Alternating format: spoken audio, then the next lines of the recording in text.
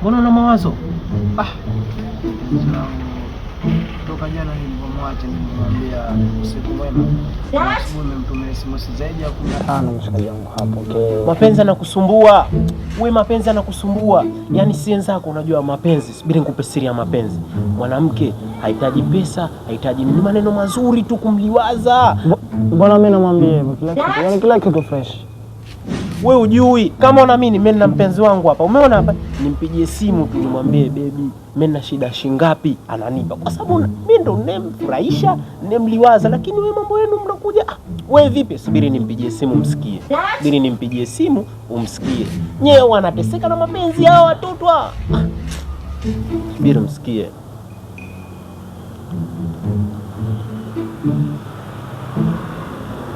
Tunaweka loudspeaker. What? Hapatikani. Angekuwa anapatikana. Yaani hapa.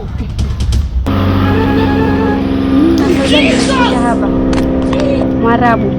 Jana tumeahidiana vipi? Umeniambia kesho madam nitakutumia pesa yako mapema mpaka muda huu na kupigia simu upatikani, maana yake nini? Hivi unachukuliaje na pesa yangu? Nakupa dakika 2 tu. Ushanitumia pesa yangu. Ole wako.